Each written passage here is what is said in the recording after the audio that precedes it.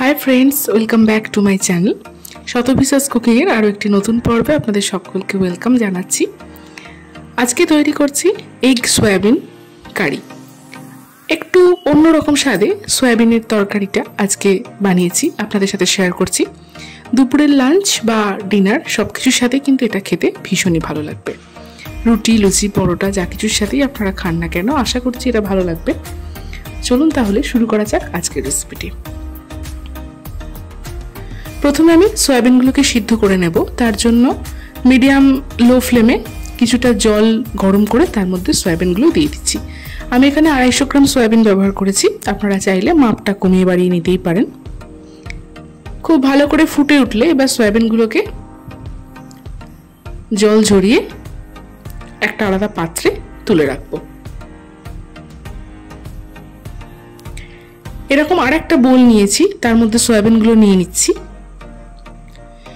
এখন এর মধ্যে দিয়ে দিচ্ছি একটা ডিম, দিচ্ছি সামান্য একটু আদা রসুন বাটা, সামান্য পরিমাণে চিনি আর সামান্য একটু লবণ। খুব ভালো করে এবার সয়াবিনের সাথে সবকিছু মিশিয়ে নেব।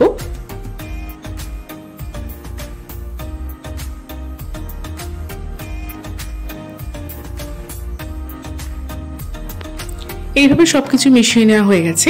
এইবার কড়াই গরম করতে দিয়েছি, দিয়ে দিচ্ছি এখানে 2 টেবিল চামচ পরিমাণে সরষের তেল।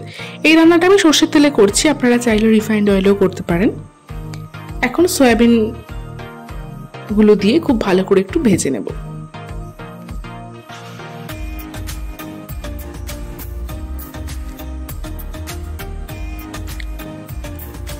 এখন দিয়ে দিচ্ছি সামান্য পরিমাণে একটু কাশ্মীরি লাল লঙ্কার গুঁড়ো, হাফ চা চামচ, আর 1 পিঞ্চ হলুদ গুঁড়ো। কাশ্মীরি লঙ্কার গুঁড়ো দিলে কালারটা খুব ভালো আসে। খুব ভালো করে সয়াবিনগুলো ভাজা হয়ে গেলে এখন গ্যাসের ফ্লেম অফ করে এগুলো একটা পাত্রে তুলে আলাদা করে রেখে দিচ্ছি।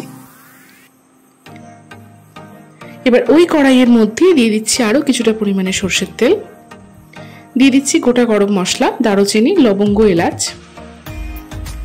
আর দিয়ে দিচ্ছি গোটা জিরে।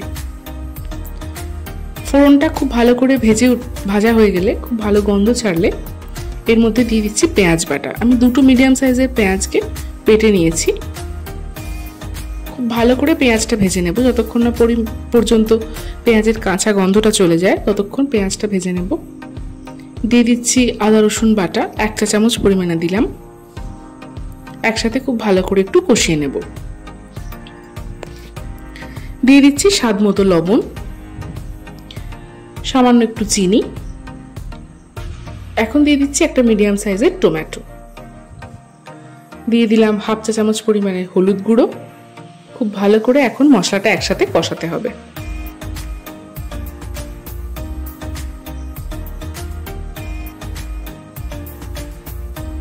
দিয়ে দিচ্ছি হাফ চা চামচ পরিমাণে ধনের গুঁড়ো।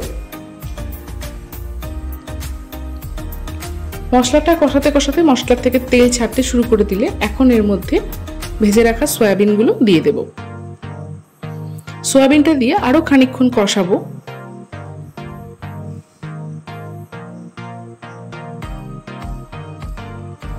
বেশ ভালো করে 2 থেকে 3 মিনিট সময় নিয়ে সয়াবিনটা কষিয়ে নিতে হবে। মশলার সাথে সয়াবিনটা কষানো হয়ে গেলে এখন এর মধ্যে স্ম্যাশ করা আলু দিয়ে দিলাম। আমি এখানে 2টো মিডিয়াম সাইজের আলুকে খুব ভালো করে সিদ্ধ করে একটু স্ম্যাশ করে রেখেছি, সেটা এর মধ্যে দিয়ে দিলাম। একটু আলুটা স্ম্যাশ করে দিলে হয় কি, গ্রেভিটা একটুখানি ঠিক হয়। খুব ভালো করে সমস্ত কিছু মিশিয়ে নিয়ে পর্যাপ্ত পরিমাণে জল দিয়ে দেব। ভালো করে গ্রেভিটা ফুটে উঠলে একদম শেষে কাঁচা লঙ্কা, গোটা গরম মশলা, সামান্য ঘি ছড়িয়ে নামিয়ে নিলেই রেডি আমাদের এগ সয়াবিন কষা। দেখুন গরম গরম এগ সয়াবিন কষা কিন্তু একদম রেডি। রুটি লুচি পরোটা যা কিছুর সাথে কিন্তু এটা খেতে ভীষণ ভালো লাগে। এই রেসিপিতে একবার ট্রাই করে দেখতে পারেন, আশা করছি ভালো লাগবে। কিরকম লাগলো অবশ্যই জানাবেন। ভালো লাগলে চ্যানেলটা সাবস্ক্রাইব করার অনুরোধ রইল।